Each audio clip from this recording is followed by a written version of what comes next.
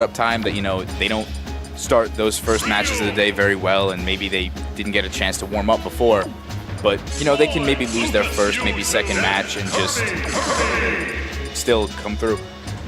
All right, so we see we're going to be having Kofi versus Dill. You mentioned in Hidden Bosses, and I feel like Kofi is the closest thing that we could have to a hidden boss here on Long Island. Oh, yeah. Those from the city don't really know of a lot of our Long Island specialists. Kofi being one of the more recent jack-of-all-trades who has really risen through the ranks and shown his prowess. And as a player, yes, we've already seen that he has a very strong Fox, but I feel like it's his sense of neutral that really carries him as a player, more so than the fact that he has a plethora of characters at his disposal. His neutral is just, it's very precise and very methodical, I would say. He knows when to go in, but if he knows that an option isn't going to be particularly safe on shield or safe in general, he will try and refrain from it to keep in that more, I guess, favorable positions that he does like to stay in. Right, he keeps himself safe, but he knows exactly what to do once he gets in. Oh yeah. And so now we've got Ho3K Dill. For those on the island who aren't too aware of him, he is one of our currently power ranked players, one of the highly recognized members of the House of 3K team. You know, they run the streams out in the city, but they also... Shout outs to Zeno. They run a solid shop when they're in bracket too. Dill, well known for his Diddy Kong, but we'll see if he has any of his other picks Dill, in stock. Probably New York's best Diddy Kong. Yeah, that's what the PR says right now. Interesting counter pick from Kofi with... Interesting pick, I guess, from Kofi with the Meta Knight. I mean, yeah. When you counter pick game one, the first time you're ever fighting again, what has happened? All right, using the rapid jab to get the banana off. This is a Kofi match, without a doubt. I haven't really ever seen Kofi play Meta Knight, but it seems like an interesting pick, to say the least. He has one. My guess, because we have seen Kofi pick more unconventional picks game one before, this is a matter of research. This is him knowing that he doesn't know how his opponent plays. He doesn't know what of his own play style is going to be benefiting the most. So he needs to collect some data. While doing that, what if it happens if you pick up a cheesy kill? Because we know that Meta Knight has very strong tools in the neutral, but is most well known for being able to get his ladder combos going. Oh yeah. Works very well against floatier characters. Small characters in general don't like messing around with the kind of coverage that down air, up air, and nair provide for Meta Knight. And I mean, one thing is Kofi being a Fox main, but with all these other secondaries, we definitely know he likes to string together an up air too. Oh, certainly. He's most comfortable seen in the air. However, not when you're in the blast zone in the air. Oh, that's a bad blast. That's a bad area. It's a bad area. That's a bad touch right there. Dill doing a very good job of taking that first stock out from under Kofi, and being in a very low percentage. I mean, not something that's undoable for Kofi, especially with those famous Meta Knight ladder combos like that. But that's not going to kill. Yeah, very good DI from Dill there to stay alive. Yeah, those ladder combos don't kill the same way that they used to. It takes a bit more effort, especially on the less floaty members of the cast. Diddy Kong, despite sitting on the lighter end of things, not very floaty. He's a fairly weighted monkey. He's a bit average. He has he's not the fastest faller of the DK crew, but he definitely doesn't fall slowly. He definitely has some rocks up in that cap of his. We're turning ourselves back into the match. Percentages sitting fairly even. However, it's worth noting that percentages even is not what Kofi wants to be seeing right now, as Dill makes an effort of lapping him in percentages. That dimensional cape really not doing much to keep Kofi safe. I mean, at this point, ladder combos really aren't going to be doing much because of the knockback of that up air. And the dimensional cape, really, he would have to go for a hard read, I guess. Same with if he goes for an F smash. He really doesn't have any kill setups, I guess. Yeah, if Kofi's going to be playing this as a ground game, I want to see more of forward smash from him, just because it's so deceptively safe. It is incredibly safe. I mean, you can throw that out, and then I don't know what the first actionable frame is, but I know it's very shortly after. More so than you would expect to expect from a forward smash. However, Kofi's going to have to worry about that as we move into game two. Dill taking that easy 2-stock over Kofi's Meta Knight.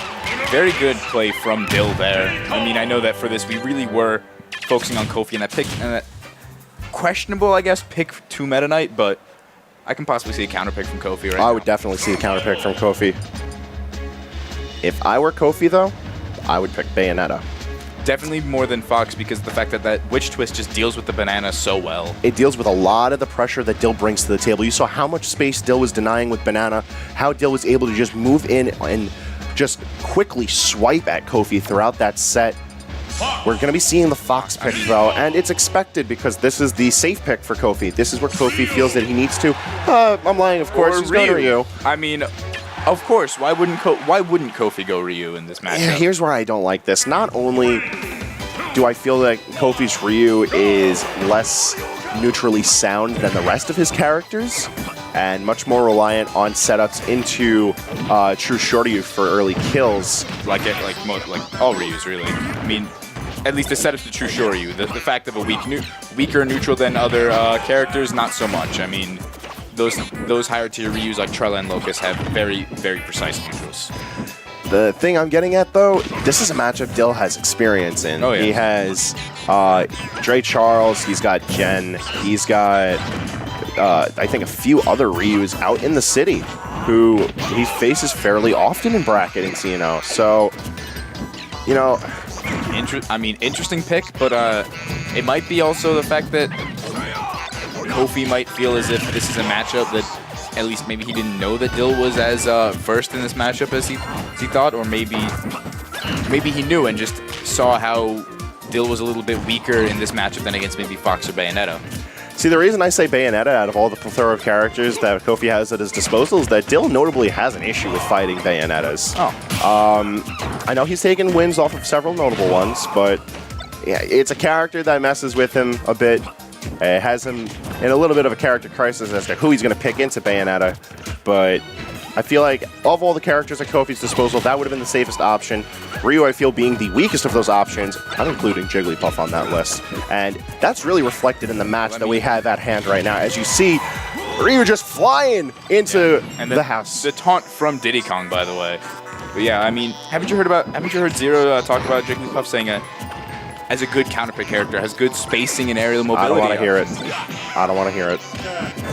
I'll see it in doubles. I'll see it in doubles where Jigglypuff actually does have notable tools. But right now, all I'm seeing is a Ryu get overtaken by a very angry ape. Small monkey. He's not small. Ryu is a big man. And do you see how tall Diddy Kong stands compared to him? True. Actually, yes, Ryu is a very large man. Like, as far as chimpanzees go, Diddy Kong is abnormally sized. Yeah. And he's got a gun. He does have a gun. He has 2 guns. He does have 2 guns, but we often just see him use the 1 gun. True. And the election to not pick up Diddy Kong's banana, which was right there in front of him, I mean, very interesting coming from Kofi, but I mean, I guess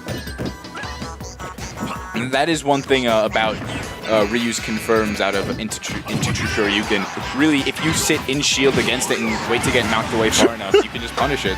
This is looking like a bronze ranked Street Fighter V match right now. Using Tatsu to cover the cross up. Just kill with wake up DP.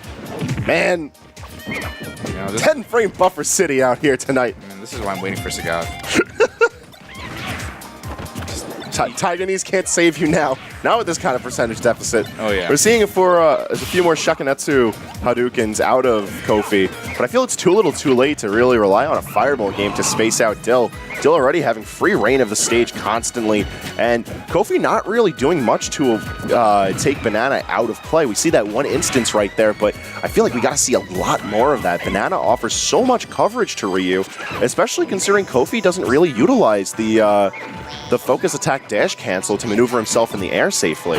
Yeah, definitely. I mean, the fact of the matter is, there we go. He's using the banana a little bit now, but I think at this point it is as you said, too little too late. He's already really caught in that Diddy vortex, that just extremely powerful option to just...